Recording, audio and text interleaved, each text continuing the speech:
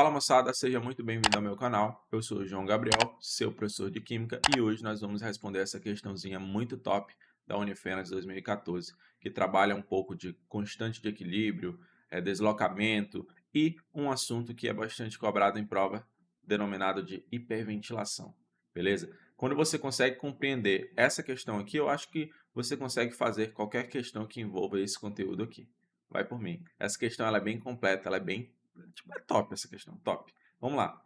A visão pelo paciente de um médico ou cirurgião dentista geralmente é acompanhada do sentimento de medo e ansiedade.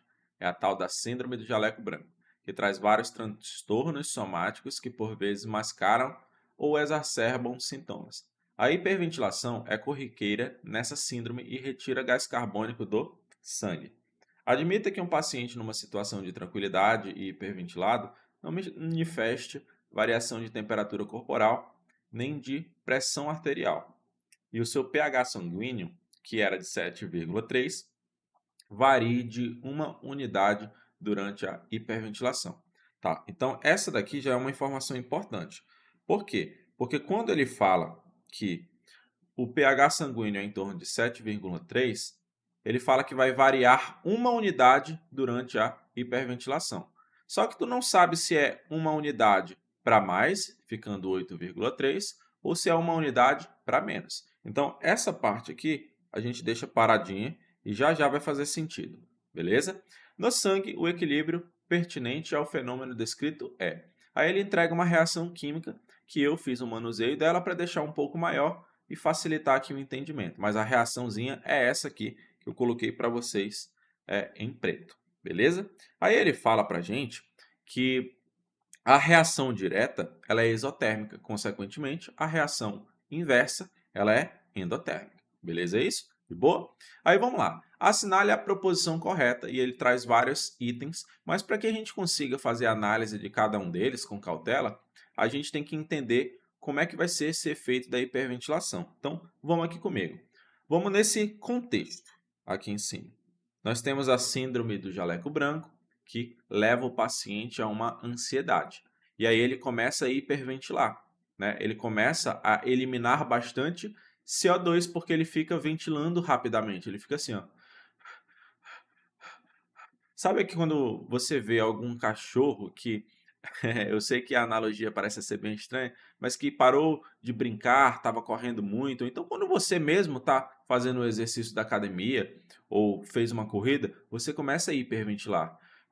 Você elimina muito CO2. Então, a consequência da hiperventilação é o quê? Expulsar mais CO2 do sangue. Ou seja, então se você está expulsando mais CO2, o que vai acontecer?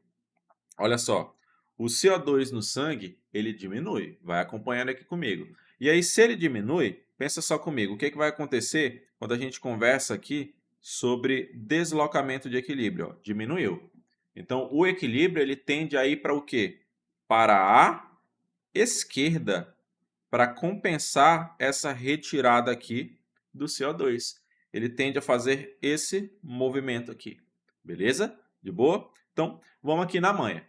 O equilíbrio desloca para a esquerda. Só que quando ele desloca para a esquerda, o que vai acontecer? Esses caras aqui, eles tendem a ser consumidos para o deslocamento ir para a esquerda no sentido de formar mais CO2, porque esse CO2 está sendo eliminado pelo sangue. Então, o princípio de Le Chatelier, o deslocamento de equilíbrio, é justamente para compensar essa perturbação. Então, se o CO2 diminui, o deslocamento vem do produto para o reagente, no sentido de formar mais reagente, porque, teoricamente, esse CO2 está diminuindo no sangue.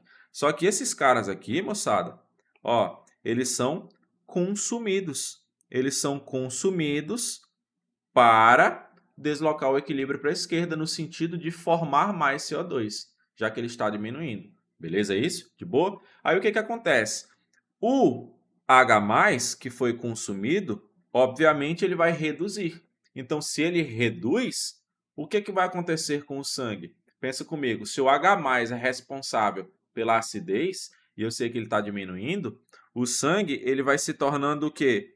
Menos ácido, ou seja, ele tende a ficar um pouco mais alcalino, consequentemente, o pH aumenta, beleza? Aí vamos aqui comigo.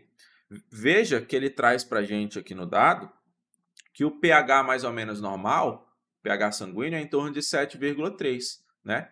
E aí, durante a hiperventilação, ele vai variar uma unidade. Então, pensa comigo. Se tu sabe que o pH, quanto maior, mais alcalino, então pensa comigo. Se quando o paciente fica hiperventilado, ele vai variar uma unidade, então ele vai sair do 7,3. Se eu acabei de te falar aqui que o pH aumenta, então ele vai variar uma unidade para mais. Vai ficar em torno aqui, ó, de mais ou menos 8,3, ou seja, o sangue ele tenta ficar um pouco mais alcalino, ele tende a ficar alcalino, beleza? Então vamos voltar aqui para as alternativas para fazer essa análise. Se liga aqui, ó. Letra A. O indivíduo hiperventilado terá o sangue 10 vezes mais ácido. Falso. Ele terá o sangue mais básico, beleza? Mais básico. E outra coisa, a cada unidade de pH variado, é como se ele estivesse 10 vezes alguma coisa. Nesse sentido aqui, se sai do 7,3 para o 8,3, então aqui o pH vai ser 10 vezes menor, ou seja, 10 vezes menos ácido, e não é 10 vezes mais ácido. Então aqui nós temos um erro conceitual, é 10 vezes menos ácido, beleza? Tranquilo isso? Professor, não entendi muito bem, mas tu consegue entender que o sangue ele não vai ficar ácido? Perfeito, então você conseguiu compreender essa parte. Mas esse lance de 10 vezes é o seguinte, vou te dar um exemplo. Digamos que você, sei lá, tem uma chuva aí na região do seu estado e essa chuva ela tem um pH aí em torno de 6,5, beleza? E aí, do nada, aconteceu fenômenos da natureza em que o pH agora da tua chuva, ele ficou em torno de 5,5. Tu consegue perceber que se saiu de 6,5 para 5,5 ficou mais ácido? Né? Quanto menor o pH, mais ácido. Perfeito, então ficou menos ácido. Mas aí tu vai e pensa comigo, peraí, está variando quantas unidades? Saiu de 6,5 para 5,5. Então variou o quê? Uma unidade. E uma unidade significa que é 10 vezes alguma coisa. Se tu sabe que o pH da tua chuva aí ficou, né, mais ácido, então ficou 10 vezes mais ácido que a chuva anterior. Basicamente seria isso, beleza? Aí, vamos só fechar com 10. Digamos que esse pH foi para 4,5. Aí tu, poxa, variou 2 unidades. Então vai ser 20 vezes mais ácido essa nova chuva? Não. Cada unidade é como se tu contasse 10. Então, se está variando 2 unidades, então vai ser assim, ó. 10 vezes 10.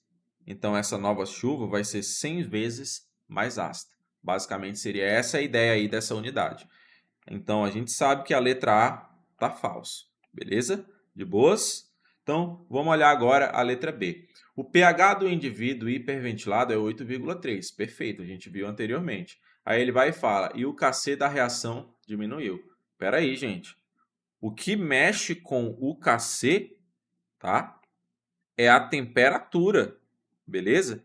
Aí você vem aqui em cima, ó, no enunciado, ele fala assim, ó, admita que um paciente numa situação de tranquilidade e hiperventilado não manifeste variação de temperatura corporal. Pô, se ele não está manifestando temperatura corporal, mudança, né, nessa temperatura, e a gente sabe que a temperatura é o fator e o único que mexe com a constante de uma reação química, então aqui a gente não pode afirmar que esse Kc aí diminuiu, muito menos porque houve essa alteração aí no pH, tá? Então, letra B, moçada, falso isso, tá? Vamos olhar a letra C.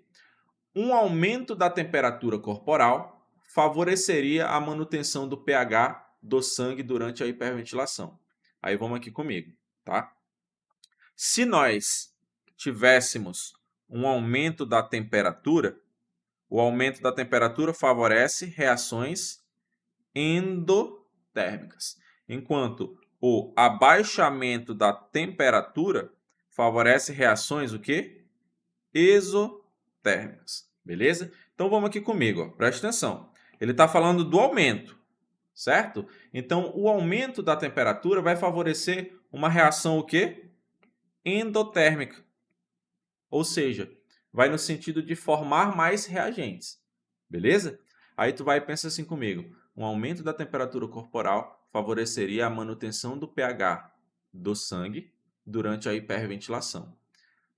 Por um determinado momento, tu pode até pensar que sim, porque tu vai pensar assim, ó, se ele está hiperventilando, está diminuindo o CO2.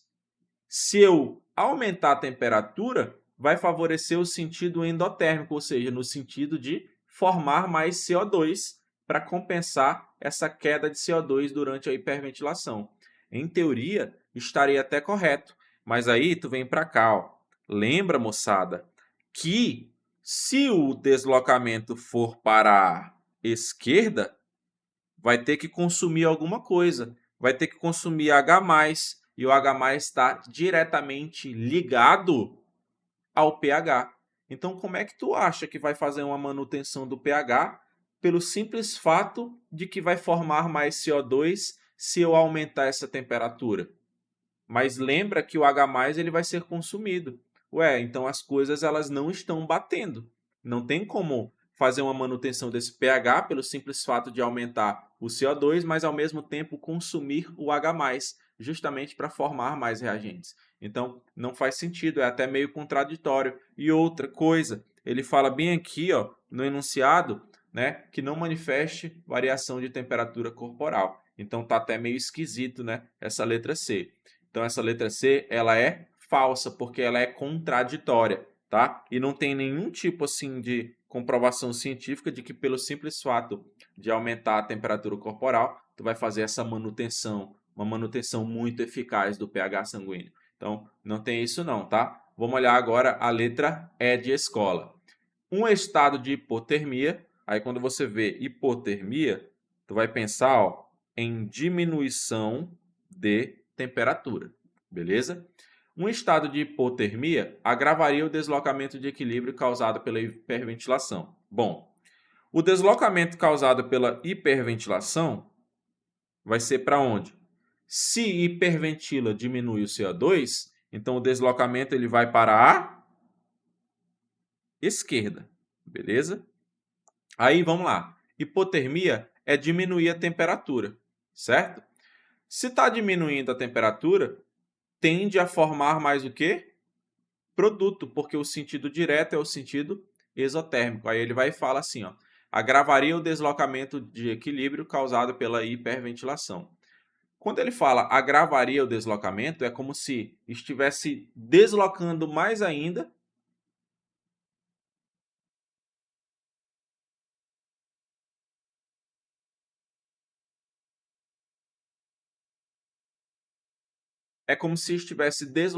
mais ainda para a esquerda, ou seja, um deslocamento causado, né, por essa diminuição do CO2. Mas se tu for observar aqui, ó, fazer uma análise, quando eu tenho um abaixamento de temperatura, teoricamente o deslocamento ele não tende a agravar o deslocamento já existente pela diminuição do CO2. Pelo contrário, ele tende a ir para a direita.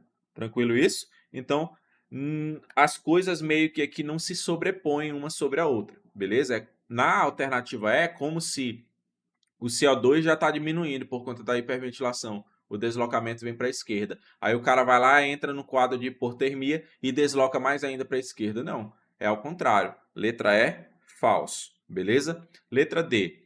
Essa letra D, eu confesso que ela está bem ruinzinha, tá? Mas foi esse o gabarito da banca, mas dava para tentar brigar aqui alguma coisa.